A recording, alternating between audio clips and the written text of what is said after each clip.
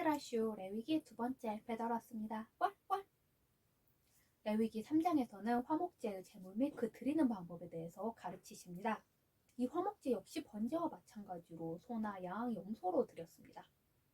화목제는 하나님과 인간, 그리고 인간과 인간 사이에 화해와 친교의 성격이 강했습니다.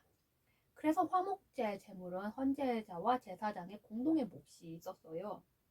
화목제는 성격에 따라 크게 세 종류로 구분을 합니다. 하나님께 받은 은혜에 감사하여 드리는 감사제, 그리고 내가 서원할 때나 아니면 서원한 것이 성취되었을 때 드리는 사원제, 그리고 장막 건립 시 자발적으로 드렸던 것처럼 자진하여 드리는 자원제, 즉 낙헌제가 그것입니다. 레위기 3장 1절, 화목제의 제물은 수컷이나 암컷을 가리지 않았습니다. 이는 제물에 흠만 없다면 하나님과 화해하는데 어떠한 제한 조건도 없다는 사실을 암시합니다. 화목제물로는 번제와 마찬가지로 소나 양, 염소로 드렸는데 이런 비둘기는 드리지 않았어요. 왜냐하면 화목제를 드린 다음에 남은 부분을 이 헌제자와 제사장이 나눠 먹었는데 이 비둘기는 그러기엔 너무 작잖아요. 우리 다 1인 1닭 하죠. 그런데 이렇게 조그만 애를 같이 나눠 먹으려면 거기다 다리가 2개밖에 없는 이런 애를 나눠 먹으려면 화목은커녕 서로 의만 상하겠죠. 레위기 3장 3절 4절, 화목제 제물 중에 여호와께 화제로 드릴지니. 화제는 불에 이렇게 태워서 드리는 의식이에요. 화제는 제물 전체를 화제로 드리는 번제와는 달리 세 부분으로 나누어 드렸습니다. 내장을 덮거나 그 옆에 붙은 기름덩이, 그리고 두 신장, 우리 신장에 2개 있잖아요. 콩팥 신장과 그 주변에 있는 기름덩이, 그리고 간과 간을 덮고 있는 꺼풀, 이렇게 세 부분으로 나누어 드렸습니다. 기름은 내장, 특히 대장과 소장과 간, 그리고 신장 주변에 붙은 지방층을 얘기합니다. 이것은 쉽게 벗겨낼 수 있으며 먹을 수는 없습니다.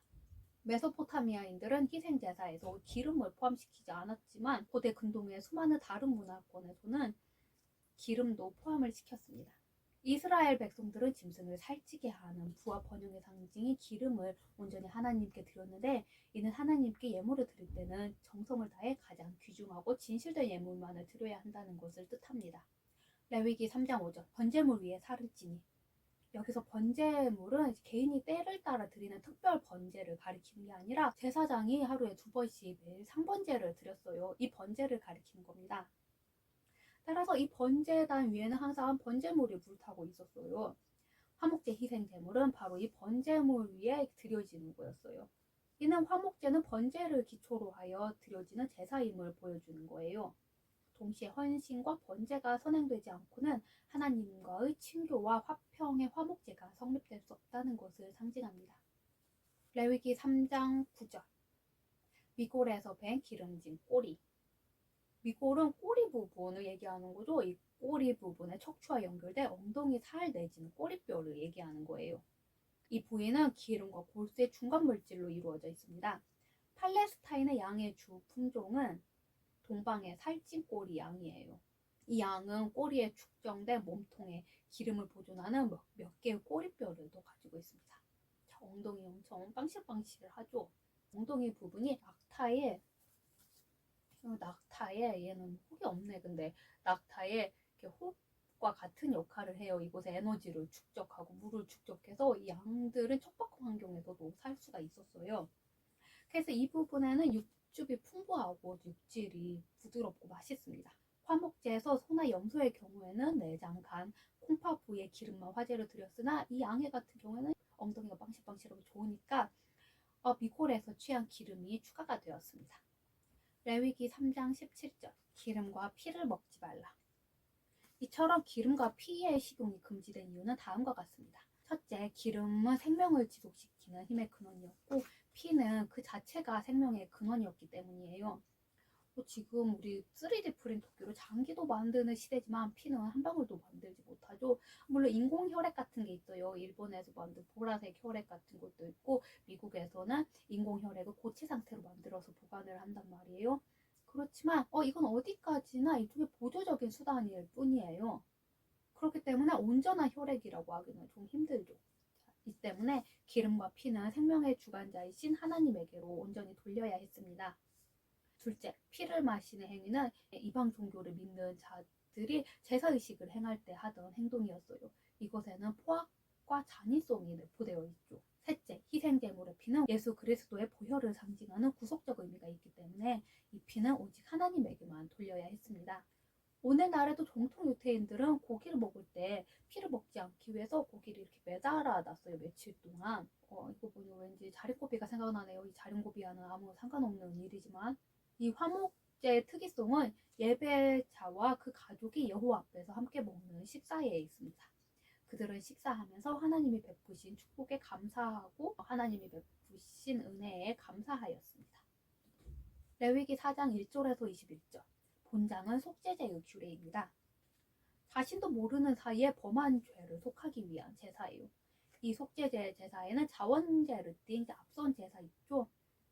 번제, 소제, 화목제 이 제사와는 달리 반드시 드려야 하는 의무제였어요. 그렇기 때문에 속죄제의 규례는 단순히 제물에 따라서 구별하였던 것이 아니라 신분에 따라서 구별하고 있습니다. 제사장이 죄를 지었으면 수송아지, 족장은 순념소, 그리고 평민은 암염소나 어린 암양을 드렸습니다. 레위기 4장 1절. 여호와께서 모세에게 이르시되요. 모세 왠지 간만에 등장하는 것 같네요. 레위기 1장 1절 이후 처음 등장하는 표현입니다.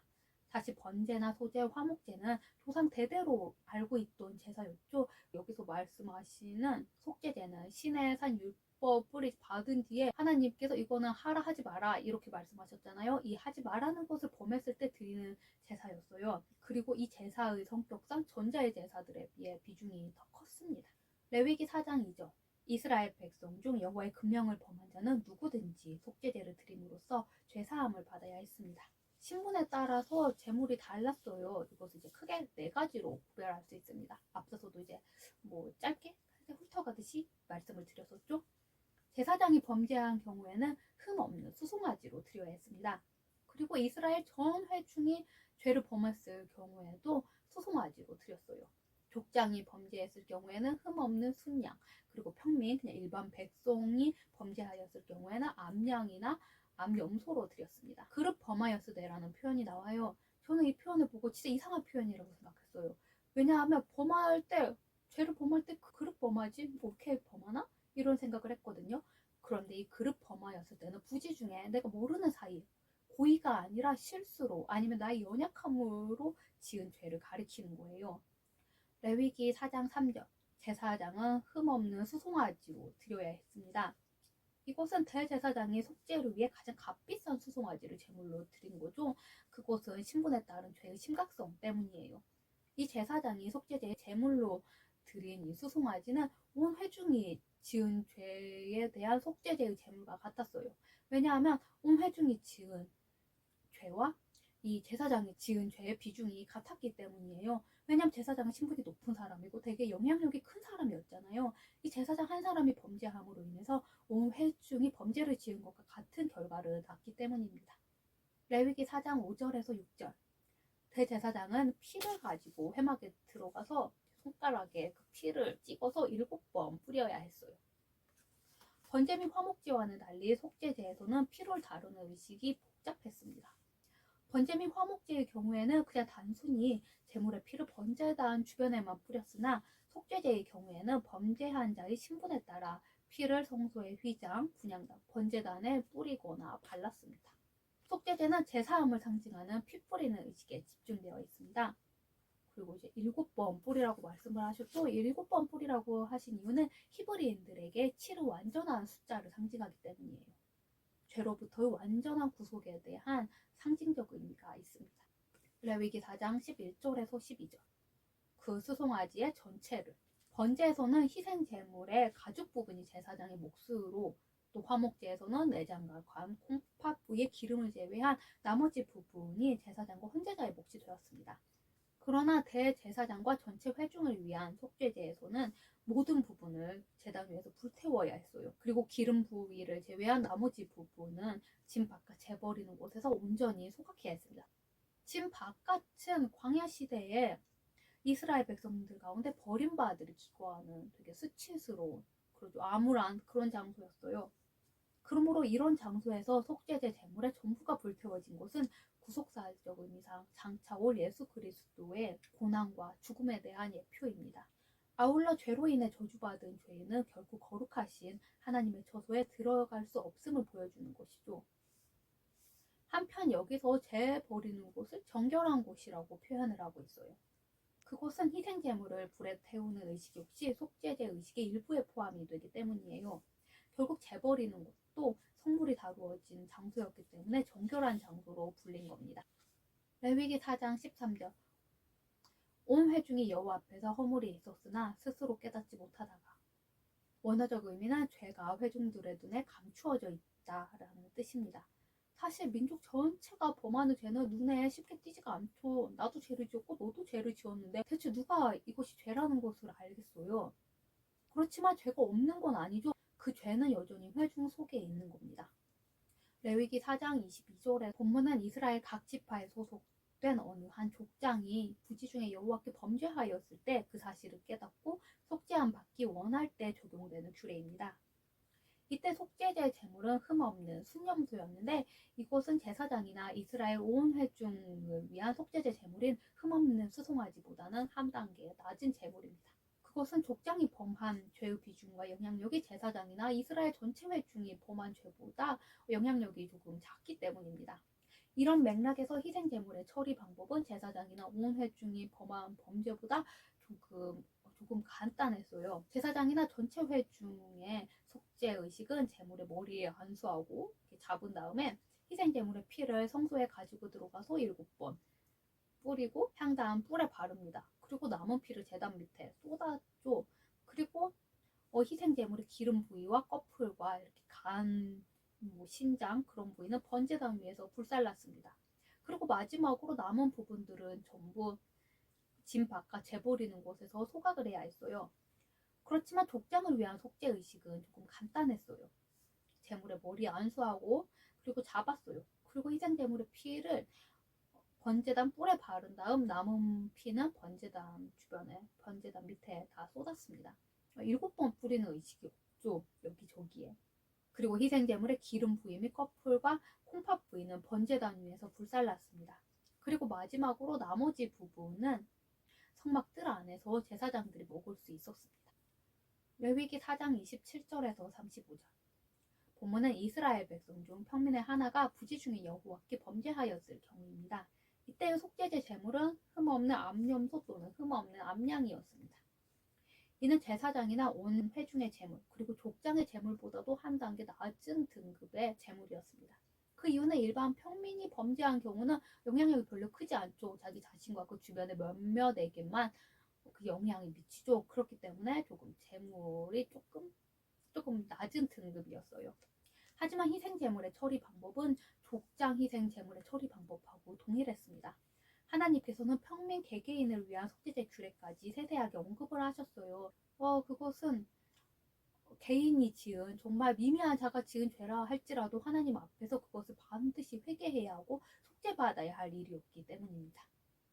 레위기 5장 1절에서 6절 속죄제를 이제 어떻게 드려야 하는지 알았어요.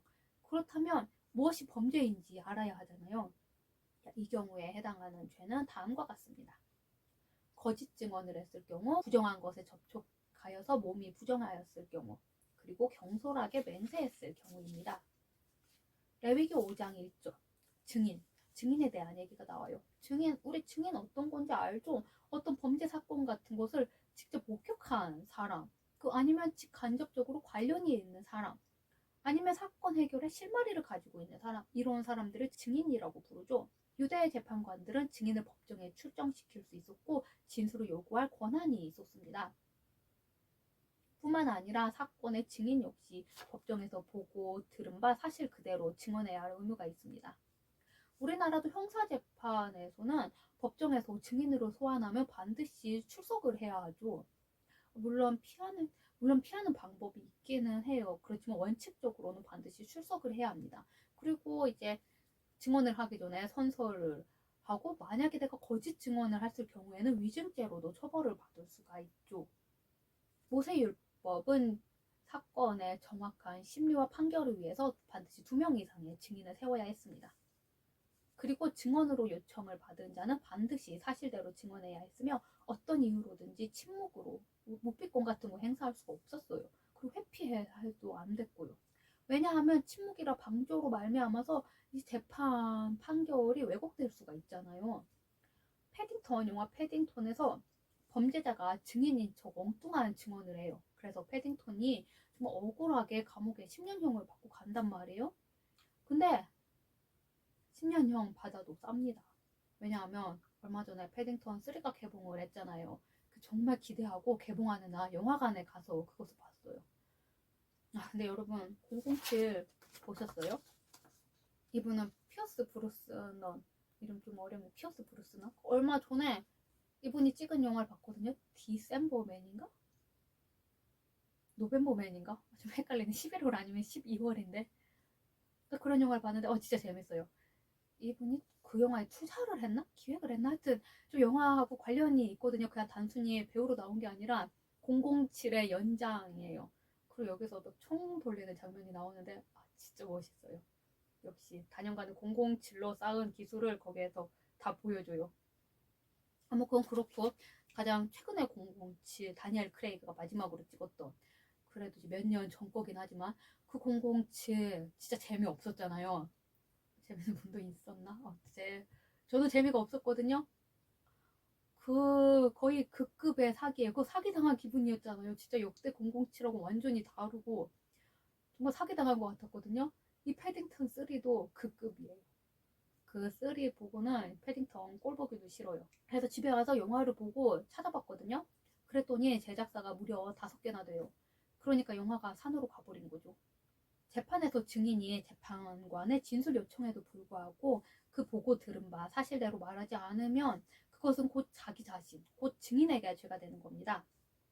이처럼 성경의 규례는 인간의 양심의 문제까지 다루고 있습니다. 우리의 범죄는 인간의 양심 문제를 다룰 수는 없죠. 그런데 성경은 양심의 문제까지 다루고 있는 거예요. 왜냐하면 하나님은 우리의 마음을 감찰하는 분이기 때문이에요.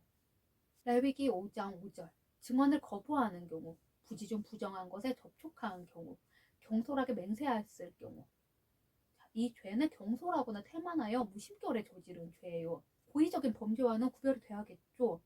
그렇기 때문에 속죄제를 드림으로써 죄사함을 받을 수가 있었습니다. 지금 우리의 법도 그렇잖아요. 내가 고의범과 과실범 구별을 해서 과실범은 조금 가볍게 처벌을 받죠. 자신의 허물을 깨달은 자는 속죄제를 드림에 앞서 반드시 자신의 죄를 구체적으로 자백을 해야 했어요. 두루뭉실하게 제가 범죄를 저질렀습니다, 이게 아니고 옆집 사람의 머리를 돌로, 내가 옆집 이는 3가지 사실을 말해줍니다. 즉 죄사함을 받으려는 자는 제일 먼저 자신이 죄인임을 인정해야 합니다. 그리고 그 죄로 인해 자신을 징계받을 수 없는 존재임을 깨달아야 합니다. 그럼에도 불구하고 죄사함을 받는 것은 온전히 하나님의 은혜임을 깨달아야 합니다. 레위기 5장 7절에서 13절은 가난한 자의 속죄제 규례입니다. 레위기 5장 7절, 산비둘기 둘이나 집비둘기 새끼 둘. 오드리 헵번이에요. 오드리 헵번 어깨 위에 앉아있어서 그런지 비둘기가 좀 도도해 보이죠. 속죄제를 위한 양이나 염소를 준비할 수 없는 가난한 자들을 위한 규례입니다. 이 비둘기 제물은 이스라엘 백성이면 누구나 손쉽게 구할 수 있는 제물이었어요. 앞서서 했었죠. 사람들이 많이 길렀다고 비둘기들을. 레위기 5장 11절, 고운 가루 에바 10분의 1. 정말 너무 가난해요. 그래서 이런 비둘기조차도 구할 수가 없는 자들을 위한 제물이에요. 이 에바는 구약시대 고체의 부피를 측정하는 단위였는데 이 에바 10분의 1은 약 2.2리터 정도입니다. 속죄제는 반드시 희생제물에 피가 요구되었어요. 그래서 이 제물 역시 아침 저녁으로 제사장이 드리던 3번제 위에 드려야 했습니다. 그렇기 때문에 피가 수반된 거죠. 그리고 또 이는 속죄제인즉 기름과 유향을 놓지 말라고 하십니다. 이것은 속죄제라는 제사의 성격 때문이에요. 제사함을 받기 위해서 죄 때문에 드리는 제사인데 여기에서 향기로운 기름, 아름다운 향기 이런 걸 드리는 것은 뭔가 좀 이상하잖아요. 내 죄를 좀 미화시키는 것 같기도 하고. 게다가 고운 가루를 드리는 자들은 정말 가난한 자들이에요. 근데 유향같이 구하기 어렵고 비싼 것을 드리라고 하는 건 말도 안 되는 일이죠. 레위기 5장 14절에서 19절, 속건제의 규례입니다. 속건제의 제사는 죄사함과 아울러 손해배상의 성격이 강하게 나타나는 제사입니다. 속건제를 드려야 할 때의 유형을 구분하면 다음과 같습니다. 먼저 여호와의 성물을 범과했을 경우, 그리고 여호와의 금명을 범했을 경우, 그리고 이웃에게 범죄했을 경우입니다. 속건제는 어떤 사람이 범죄했을 때, 즉 다른 사람 또는 하나님에게 줘야 할 자신의 의무에 대해 부적합한 행위를 했거나 거부했을 경우에 드려야 하는 제사입니다. 레위기 5장 15절 속건제. 여호와의 성물 또는 이웃의 권리나 재산을 침해했을 때 사함받기 위해 드리는 제사였습니다. 그러므로 속건제는 제사와 더불어 반드시 손해배상이 따라야 했어요. 모세가 정한 가치에 따라 성소의 세겔로 몇 세겔은에 상당한 흠없는 순양을 속건제로 드려야 했습니다. 그런데 여기서 몇 세겔은이라고 되게 두리뭉실하게 표현을 하고 있죠. 이곳은 적어도 두서너 세겔을 말하는 거예요. 근데 이 두서너 세겔도 사실 두리뭉실한 표현이죠. 이어령 교수님이 우리나라 사람은 조금 이상하다. 왜 식당에 가서 뭐 예를 들어 뭘 달라고 하면서 두서너 개 주세요. 그럼 2개에서 4개를 달라고 하는 표현이잖아요. 이것도 되게 두리뭉실한 표현이죠. 이것은 범죄 유형에 따라 액수도 달랐기 때문에 정확한 금액을 지정하지 않으신 겁니다. 속죄제와 속건제의 차이점은 다음과 같습니다.